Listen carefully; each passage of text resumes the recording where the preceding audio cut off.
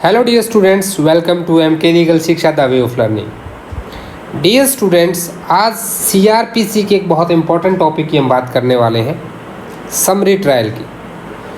Summary trial criminal procedure code का एक बहुत ही इम्पॉर्टेंट टॉपिक है। जब हमने सीपीसी की बात की थी तो वहाँ हमने बात की थी समरी प्रोसीजर की, समरी सूट की, order 37 of civil procedure code, उसको आपने समझा। अभी हम देखेंगे क्रिमिनल केसेस में कैसे होगा, समरी ट्रायल कैसे होगा, ये सीआरपीसी में कहाँ दिया गया है। जो समरी ट्रायल है वो चैप्टर 21 में दिया गया है, चैप्टर 21 ऑफ सीआरपीसी। इसने समरी ट्रायल के बारे में बात की। सेक्शन 260 से 265 तक सीआरपीसी के चैप्टर 21 में, सेक्शन 260 से 265। देखिए, अब समरी ट्रायल का क्या मतलब होता है। अगर हम बात करें कि समरी ट्रायल होता क्या है, व्हाट इज समरी ट्रायल, इससे पहले हमें कुछ चीज़ें समझनी होंगी। देखिए, ट्रायल कैसे होता है। आपने पढ़ा कि समन केसेस होते हैं, आपने पढ़ा कि वारंट केसेस होते हैं, और एक हम पढ़ेंगे अभी समरी ट्रायल, समरी केस। देखिए, जो समरी ट्रायल होता है ये हमेशा ही आपका समन केसेस का होता है। अब इससे पहले हम एक बात कर लेते हैं कि जो समन केसेस हैं आपके, ये कहाँ पे दे दिए गए हैं। जब आप सेक्शन 2 का कौन सा क्लोज पढ़ते हैं, W, इसको W से याद रखिए। W से क्यों याद रखना मैं आपको ये भी बता देता हूँ। W स्टैंड्स फॉर वारंट, और वारंट ने अपनी जगह पे बिठा दिया है सम्मन को। सीआरपीसी में अगर आप सम्मन केस की डेफिनेशन पढ़ेंगे तो सिर्फ इतना दे रखा है कि summons case means a case relating to an offence not being a warrant case. जो वारंट केस नहीं वो सम्मन केस है। तो भाई ये वारंट केस क्या है, फिर वारंट केस का पता होना चाहिए। तो वारंट केस की जो डेफिनेशन दी गई है वो कहाँ दी गई है, वो 2X में दी गई है। कहाँ दी गई है, सेक्शन 2 सीआरपीसी की बात कर रहे हैं हम। आपका डेफिनेशन क्लोज बहुत इंपॉर्टेंट हो जाता है। जब भी ऐसी चीज़ें आती हैं डियर स्टूडेंट्स, तो उनको प्लीज़ साथ साथ रिवाइज करें। ये आपके माइंड में ना ये चीज़ें को और भी ज़्यादा स्ट्रॉन्ग बनाती हैं और आपको ये चीज़ें बड़े एग्ज़ाम में बहुत काम आती हैं। तो 2X में आपकी डेफिनेशन है वारंट केस की। देखिए, वारंट केस का मतलब होता है कि कोई भी ऐसा ऑफेंस जिसके लिए या तो डेथ पेनल्टी है, या लाइफ इम्प्रिजनमेंट है, या फिर 2 साल से ज़्यादा की सज़ा है। कहने की बात ये है देसी हिसाब में कि जिसमें 2 साल से ऊपर की सज़ा का प्रावधान है वो आपके सारे वारंट केस हो गए, और जिसमें 2 साल से कम की सज़ा का प्रावधान है वो आपके सारे समन केस हो गए। तो अभी समरी केस क्या है, व्हाट इज समरी केस। देखिए, पहली बात तो याद रखिए कि जो वारंट केस होते हैं these are the heinous crime. बहुत हीनियस नहीं कहेंगे, मतलब ज़्यादा सीरियस क्राइम्स होते हैं। हीनियस भी हो सकते हैं, बट सीरियस नेचर के जो क्राइम होते हैं वो वारंट केसेस होते हैं। तो इनमें कभी भी समरी ट्रायल नहीं होता है। तो समरी ट्रायल होता है जनरली सम्मन केसेस में। अब ये समरी ट्रायल है क्या, हम इसको समझते हैं। देखिए, समरी ट्रायल क्या है, एक शॉर्टकट है। क्या है, शॉर्टकट ऑफ प्रोसीडिंग है, of judicial proceeding. Judicial proceeding में शॉर्टकट लेना आपका समरी ट्रायल कहलाता है। तो भाई शॉर्टकट तो गलत चीज़ है। अगर आप मेंस के लिए क्वेश्चन लिखते हो तो समरी ट्रायल से कुछ पूछा जाता है तो please note down my these words, जो मैं अभी लिख रहा हूँ उनको आप नोट डाउन कर लें।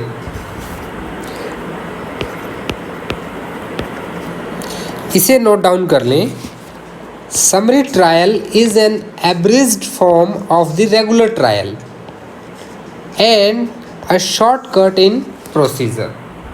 ये आपका समरी ट्रायल होता है। इतनी चीज़ आपको समझ में आ गई। भाई देखिए, समरी ट्रायल क्या है ना, ये ज़रूरत तो है, लेकिन ये ऐसा नहीं है कि आप किसी भी मुकदमे में ले लें। यही इसका एक रीज़न है कि जब आप सेक्शन 260 पढ़ेंगे तो आपको वहाँ बताया गया है कि हु इज़ ऑथराइज, हर कोई नहीं ले सकता है, हर कोई कोई भी ऐसा नहीं है कि कोई भी मजिस्ट्रेट किसी भी केस को उठाएगा और उसको जुडिशियली प्रोसीडिंग में शॉर्टकट लेके समरी ट्रायल में निपटा देगा। नहीं, ऐसा नहीं हो सकता है। यही एक रीज़न है कि इसके लिए जो बड़े सीनियर और एक्सपीरियंस जुडिशियल ऑफिसर्स होते हैं उन्हीं को दिया जाता है ये, कि वो जो पैटी इश्यूज़ होते हैं, पैटी केसेस होते हैं, उनके मामले में वो देखें। तो हम 260 में देखेंगे कि भी CGM को ऑथराइज कर सकते हैं, मेट्रोपॉलिटन मजिस्ट्रेट को कर सकते हैं। ये तो हमने बात कर ली कि भी कब कर सकते हैं। अब मान लीजिए कोई ऑथराइज नहीं है। अब मान लेते हैं कि आपने कहा कि CGM ऑथराइज है एज पर सेक्शन 260 का 1 जब हम पढ़ेंगे, मेट्रोपॉलिटन मैजिस्ट्रेट ऑथराइज है, judicial magistrate first class authorise है, और भाई high court judicial magistrate second class को भी ऑथराइज कर सकता है। ठीक है, तो ये इन सब के अथॉरिटी आपने दे दी। लेकिन कोई ऐसा मैजिस्ट्रेट साहब हैं जो ऑथराइज नहीं थे, इस कैटेगरी में वो साहब नहीं आते थे, और मान लीजिए कोई मुकदमा था, उस मुकदमे को उन्होंने समरी ट्रायल में क्या कर दिया, जजमेंट दे दिया, तो क्या होगा? आपको ध्यान होगा, इर्रेगुलर प्रोसीडिंग्स आपने ज़रूर पढ़ी होंगी, नहीं पढ़ी होंगी तभी सुन लीजिए। देखिए जो सेक्शन है ना आपका 460, सेक्शन 460 किसकी बात करता है? ये आपको बताता है ऐसी इर्रेगुलरिटी जो विसिएट नहीं करती हैं प्रोसीडिंग्स को। और सेक्शन 461, सेक्शन 460 और 461 आपके लिए बहुत इंपॉर्टेंट हो जाते हैं। ये आप अगर आप देखेंगे तो चैप्टर 35 है, इसके बारे में अलग से डिटेल में बात करेंगे। ठीक है, इर्रेगुलर प्रोसीडिंग्स की ये बात करता है। तो भाई जो ऑथराइज नहीं थे जज साहब ऑथराइज नहीं, समरी ट्रायल इन्होंने कर दिया, तो इन्होंने क्या किया, इर्रेगुलर प्रोसीडिंग्स कर दी यहाँ पे। तो एज पर सेक्शन 461 के क्लॉज को अगर आप पढ़ेंगे, एम क्लॉज क्यों बताया मैंने यहाँ पे, क्योंकि जब अगर आप इसमें जाएंगे तो टोटल 17 ग्राउंड्स दे रखे हैं। 17 ग्राउंड्स अगर आप इसको पढ़ेंगे ए से लेकर क्यू तक, वो 17 ग्राउंड ऐसे हैं जिनमें अगर कोई जजमेंट दे दी जाती है तो वो वॉइड हो जाएगी। ऐसी इरेगुलरिटीज जो विसिएट करती हैं प्रोसीडिंग्स को। और सेक्शन 460 के अंदर क्या है, ऐसे 9 ग्राउंड्स हैं टोटल, जो अगर हो जाए तो रिपेयरेबल इरेगुलरिटीज़ हैं, वहाँ पे आपका जो है जजमेंट जो है वॉइड नहीं होगा। ये हमने एक बेसिक कॉन्सेप्ट समझ लिया कि भी समरी ट्रायल क्या होता है, क्यों होता है। अब ये कैसे होगा, क्या प्रोसीजर है इसका, क्या दे रखा है, तो हम बात कर चुके हैं कि जो समरी ट्रायल है वो आपका सेक्शन 260 से स्टार्ट होता है और 265 तक जाता है। तो अभी हम बेयर एक्ट को देखेंगे जिससे चीज़ें और भी अच्छे से क्लियर हो जाएंगी। देखिए सेक्शन 260 यहाँ पे क्या कहता है। सेक्शन 260 कहता है कि पावर टू ट्राई समरीली।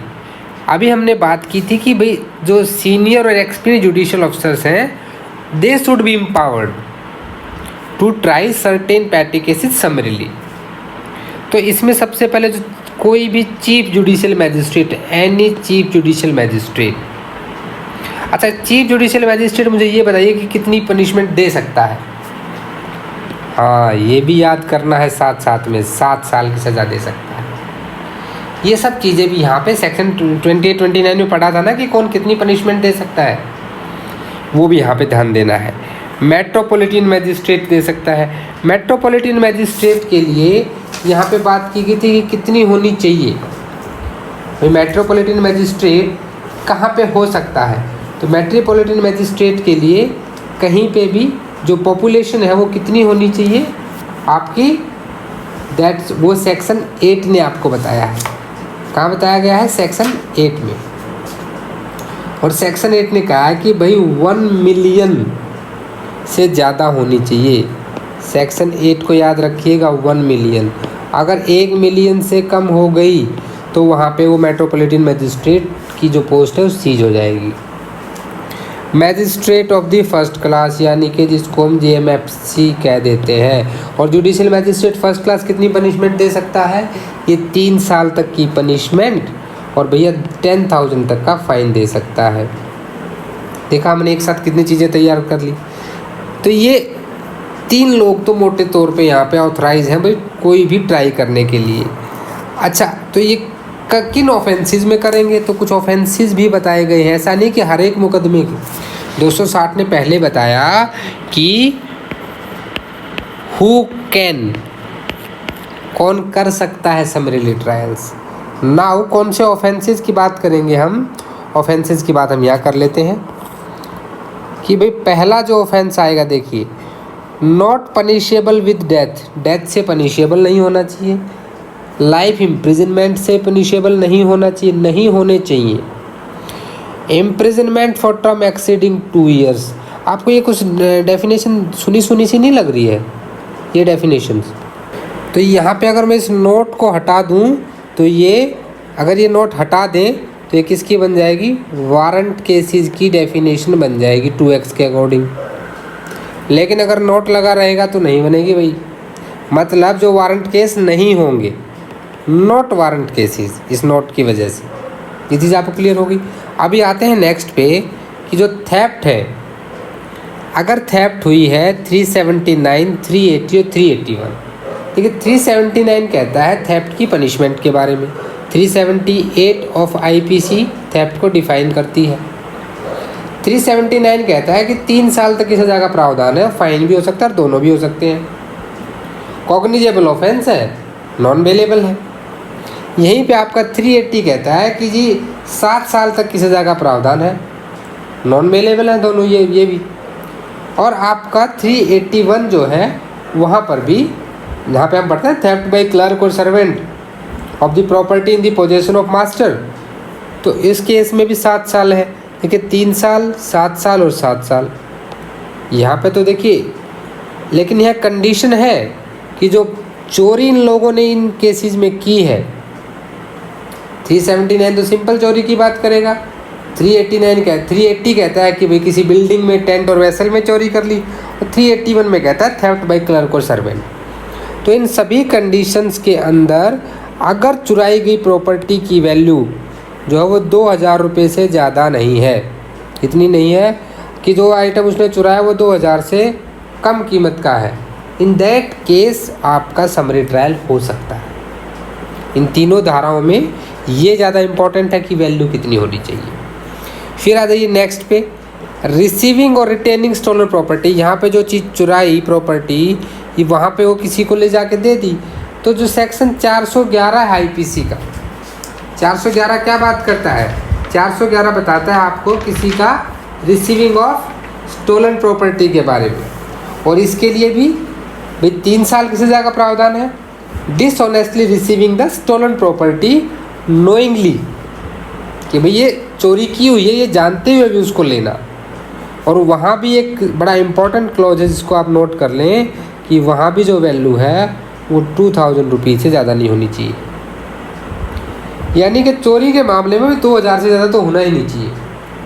अच्छा, अब 414 देखिए 414, जहाँ पे असिस्ट करता है कोई व्यक्ति इन कंसीलमेंट और डिस्पोजल ऑफ स्टोलन प्रॉपर्टी। भाई क्या किसी की मदद कर दी चोरी में या उसको ठिकाने लगाने में माल के, और वहाँ पर भी अगर 2,000 से ज़्यादा की चोरी का मामला नहीं है तो समरी ट्रायल हो सकता है। क्या हो सकता है, समरी ट्रायल हो सकता है वहाँ पे। यानी कि आपको मोटी चीज़ क्या याद रखनी है, 2,000 रुपये चोरी के किसी मामले में प्रॉपर्टी चोराई जाए और अपने पास रखी जाए, धारा 379 से 381 तक, 411, 414, इन धाराओं में अगर चुराई गई जो प्रॉपर्टी है उसकी 2,000 रुपये से कम की वैल्यू है तो समरी ट्रायल हो सकेगा। आगे देखते हैं कि जो 454 और 456 है, IPC की बात करते हैं कि जो 454 और 456 ऑफ IPC के जो ऑफेंसेस होंगे वहाँ भी समरी ट्रायल हो सकेगा। अभी 454 किसकी बात करता है, ये बात करता है आपका लर्किंग हाउस ट्रेसपास की। हाउस ट्रेसपास की हम बात करते हैं ना कि भाई हाउस ब्रेकिंग कर दी जाती है टू किसी ऐसा ऑफेंस करने के लिए, तो यहाँ पर भी आपको 3 साल की सज़ा का प्रावधान है। 456 में भी क्या करते हैं कि भाई यहाँ पे किसी ने ट्रेसपास है वो नाइट में कर दिया जाए, हाउस ट्रेसपास एट नाइट, यहाँ भी 3 साल की सजा प्रावधान है। तो इन दोनों केसेस में भी समरी ट्रायल हो सकता है। नेक्स्ट आ जाता है insult with intent to provoke a breach of peace under section 504 and criminal intimidation. देखिए भाई 504 के तहत अगर किसी ने किसी ऐसा इंसल्ट किया है जिससे कि ब्रीच ऑफ पीस हुआ है अंडर सेक्शन 504, तो उस केस में भी, और क्रिमिनल इंटिमिडेशन है जिसकी जो है जो सज़ा का प्रावधान है वो 2 साल तक बढ़ाया जा सकता है विद फाइन और विद बोथ अंडर सेक्शन 506। तो इन दोनों ही केसेस में 504 आपको याद है, किसी की भी insult intent to provoke the breach of peace आपका 504 है, और 506 जो आपका ये क्रिमिनल इंटिमिडेशन की बात करता है, ये जो आपका है ये आईपीसी का 506 सेक्शन है। 504 में जो है ये 2 साल तक की सज़ा का प्रावधान है, 2 ईयर्स, और जो 506 में आपका है इसमें भी आपका 2 ईयर्स का है। बेलेबल ऑफेंस हैं दोनों, लेकिन 506 में अगर थ्रेट दे दी जाती, किसी को जान से मारने की धमकी दे दी जाती, तो वहाँ 7 साल का प्रावधान हो जाता, लेकिन इसने सिर्फ क्रिमिनल इंटिमिडेशन यूज किया, सेक्शन देखिए यूज ही नहीं किया इसने। तो आपको ये चीज़ यहाँ पे ध्यान देनी होगी। तो उस केस में हो सकता है abatement of any of the foregoing offences, इनमें से किसी का भी अबैटमेंट हो, attempt to commit the fore, कोई अटेम्प्ट किया गया हो, any offence constituting an act in respect of which complaint में भी मेड अंडर सेक्शन 20। ये सेक्शन 20 आईपीसी का नहीं है भाई, क्योंकि आईपीसी में हमें याद है कि जो सेक्शन 20 आईपीसी का है वो किसकी बात करता है, वो कोर्ट ऑफ जस्टिस की बात करता है। देखिए हमें 2 चीज़ जो भी मिल जाए ना उसको तुरंत वहीं पे रिपीट करके याद कर लेंगे। यहाँ भी सेक्शन 20 आईपीसी में कोर्ट ऑफ जस्टिस की बात करता है, वो चीज़ भी हमें डेफिनेशन की याद होगी। तो ये सेक्शन 20 किसका है भाई, ये कैटल ट्रेसपास एक्ट है 1871 का, ये उसकी बात करता है। तो वहाँ भी समरी ट्रायल हो सकेगा। तो ये तो इसने टोटल बता दी कि समरी ट्रायल कहाँ कहाँ हो सकेगा। सब सेक्शन 2 देखिए यहाँ पे क्या कहता है, अगर मजिस्ट्रेट साहब भाई समरी ट्रायल चल रहा है, समरी ट्रायल मजिस्ट्रेट साहब ने सब बातें सुन ली और उनको लगा कि नहीं भाई इसको समरीली ट्रायल करना सही नहीं है, तो he can recall, he shall recall the witnesses who may have been examined and proceed to rehear the case in the manner provided in this code. तो सीआरपीसी के प्रोसीजर के हिसाब से उसकी रीहियरिंग होगी और उस केस को दोबारा सुना जाएगा। यानी कि अगर ट्रायल के दौरान कभी भी जज साहब को लगता है कि नहीं इसे तो दूसरे तरीके समरी ट्रायल सही नहीं है, इसका पूरा प्रोसीजर होना चाहिए, तो फिर से पूरा प्रोसीजर करा सकते हैं जज साहब। तो 260 ने आपको बताया कि हु कैन, ठीक है, एंड फॉर विच ऑफेंसेस, ये 2 चीज़ें आपने यहाँ पे समझ ली। अभी देखते हैं सेक्शन 261 क्या कहता है कि भाई जो सेकंड क्लास के मजिस्ट्रेट हैं इनको भी तो एम्पावर कर दो कहीं पे, क्योंकि देखिए ये आपको यहाँ पे बहुत इम्पोर्टेंट हो जाता है कि सीजेएम साहब को, जुडिशियल मैजिस्ट्रेट फर्स्ट क्लास को और मेट्रोपॉलिटन मैजिस्ट्रेट को, इन 3 को तो ऑथराइज कर दिया सेक्शन 260 ने। लेकिन अगर पूछ लिया जाता है कभी कि मैजिस्ट्रेट ऑफ सेकंड क्लास कहाँ पे है, ये 260 में नहीं है भाई, ये 261 में है। तो हाई कोर्ट क्या कर सकता है, confer on any magistrate invested with the power of magistrate of second class, किसी भी जुडिशियल मैजिस्ट्रेट सेकंड क्लास को हाई कोर्ट ऑथराइज कर सकता है, पावर दे सकता है, लेकिन किन ऑफेंसेस में, जिनकी सज़ा का प्रावधान जो है ना 6 महीने से ज़्यादा ना हो, with or without fine, and any abatement or attempt to commit any such offence, यानी कोई भी ऑफेंस जिसकी सज़ा का प्रावधान 6 मंथ से ज़्यादा होना हो, या तो विद फाइन हो या और फाइन में हो, देन ओनली हाई कोर्ट उसको ऑथराइज करेगा। तभी होगा जब हाई कोर्ट स्पेशली उसको एम्पावर करेगा, अपने आप से नहीं होगा।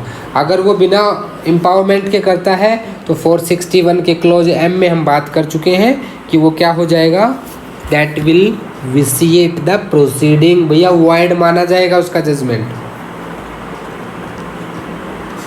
चलिए अभी देखते हैं section 262 procedure for summary trial. अभी तक हमने देखा कि भाई ठीक है, कौन करेगा, ऑफेंसेस कौन कौन से होंगे, और सेकंड क्लास को भी ऑथराइज करा दिया आपने। तो प्रोसीजर क्या फॉलो किया जाएगा? तो प्रोसीजर के बारे में कहता है कि in trial under this chapter, कौन सा चैप्टर? 21। ये याद रखिए, बात बात में हर बार याद रखिए इस चीज़ को। Procedure specified in this code for the trial of summon case shall be followed. भाई जो समन केस के लिए है वही प्रोसीजर फॉलो होगा, except as hereinafter mention. No sentence of imprisonment for the term exceeding 3 months। ये इसको तो मैं कह रहा हूँ आप ना अपने कहीं नोटबुक में अपनी दीवार पे लिख लें, याद रहेगा आपको कि किसी भी समरी ट्रायल में मैक्सिमम सज़ा कितनी दी जा सकती है? तो 3 months। ये कहाँ दे रखा है? ये सेक्शन 262 के सब सेक्शन 2 में दे रखा है। दिस इज मोस्ट इम्पॉर्टेंट, मैं दोबारा लिख रहा हूँ, ये आपको याद रखना है। 263 फिर क्या कहता है कि भाई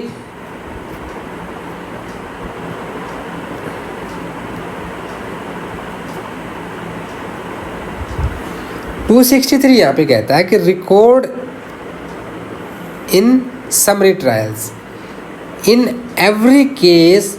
जज साहब जब देखिए कोई करते हैं तो उसमें क्या क्या कोई भाई रिकॉर्ड कुछ बनाना पड़ेगा ना जज साहब को, तो क्या क्या लिखा जाएगा उसमें? Serial number of the case, date of the commission of the offence, भाई जिस दिन ऑफेंस हुआ वो डेट, केस का सीरियल नंबर, जो आपकी भाई एफआईआर हुई या कंप्लेंट हुई उसका रिपोर्ट का डेट, एफआईआर फर्स्ट रिपोर्ट जो क्या है उसने उस दिन, हो सकता है उसने 154 में भाई एफआईआर कटवाई हो या उसने 190 में कंप्लेंट की हो। तो यहाँ पे रिपोर्ट और कंप्लेंट के बारे में, नेम ऑफ द कंप्लेनेंट अगर कोई है, name and parentage and residence of the accused के बारे में। उसके बाद क्या क्या रहेगा? The offence, complain and the offence if any proved and in case coming under close 2 and close 3 and close 4 of sub section 1। ये क्लोज 2, 3, 4 आपको याद है ना, हमने पहले बात की थी। क्लोज 2 में बात करता है किस चीज़ की? थेफ्ट की बात करता है, जहाँ पे 379, 380 और 381 की हमने बात की। क्लोज 3 जो बात करता है ये रिसीविंग ऑफ स्टोलन प्रॉपर्टी की बात करता है, सेक्शन 411 ऑफ आईपीसी। और जो क्लोज 4 है ये आपका बात करता है किसके बारे में? डिस्पोजल ऑफ स्टोलन प्रॉपर्टी, भाई किसी को असिस्ट करना, जहाँ पे 414 लगती है आईपीसी। तो इन सभी में वैल्यू ऑफ प्रॉपर्टी है हैज़ बीन कमिटेड। वो वैल्यू ऑफ प्रॉपर्टी बतानी पड़ेगी कि भाई जो हमने पहले पढ़ा था ना कि सब में चोरी वाले जो मामले थे सब में कितनी थी वैल्यू ऑफ प्रॉपर्टी? 2000 रुपीज़ 2000। अभी भारत का अपना सिंबल बन गया है तो RS नहीं लिखना है। The plea of the accused and his examination, भाई एक्यूज की प्ली क्या थी, उसका एग्जामिनेशन कैसे हुआ, फाइंडिंग क्या क्या आई, सेंटेंस और फाइनल ऑर्डर क्या रहा, और date on which proceeding terminated. ये सारी की सारी चीज़ें वहाँ पे उसको मेंशन करनी पड़ेंगी and those will become the part of the record. ये टोटल A से J तक जितनी चीज़ें आपने पढ़ी ये सारी पार्ट ऑफ रिकॉर्ड बनती हैं। फिर आता है judgement in case tried summarily. भाई जजमेंट कैसा होगा? देखिए तो कोई भी केस समरीली ट्राई किया जाता है ना, तो in which the accused does not plead guilty. अब मान लीजिए जो एक्यूज था वो यहाँ पे गिल्टी नहीं हुआ तो एक्विटल का ऑर्डर पास करना पड़ेगा। भाई अगर नहीं हुआ तो एक्विटल का ऑर्डर पास कीजिए, और अगर गिल्टी हो गया तो फिर क्या होगा? कॉन्विक्शन होगा। Magistrate shall record the substance of evidence, a judgement containing the brief statement of the reason for the finding. तो उसके बारे में एक ब्रीफ स्टेटमेंट लिखेगा कि उसने ऐसा क्यों किया है, क्या रीज़न रहा था यहाँ पे।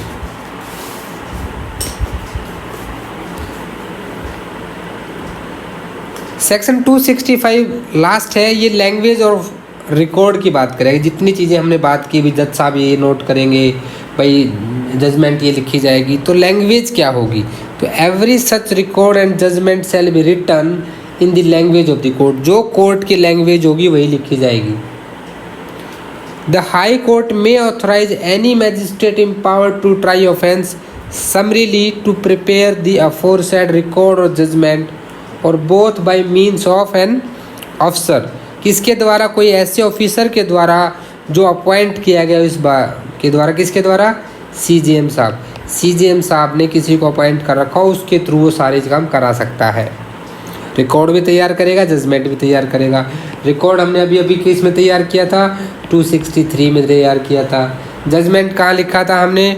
264 में लिखा था। तो ये चीज़ें याद रखिए। ये आपका ख़त्म हो जाता है यहाँ पे समरी ट्रायल क्या होता है। यहाँ तक आपने देख लिया। Thanks for watching this video my dear friends. आप चैनल को सब्सक्राइब 100% कर लें, ये बिल्कुल नहीं भूलना है। सब्सक्रिप्शन बहुत ज़्यादा इंपॉर्टेंट हो जाता है। देखिए, एक मोटिवेशनल फैक्टर होता है ये।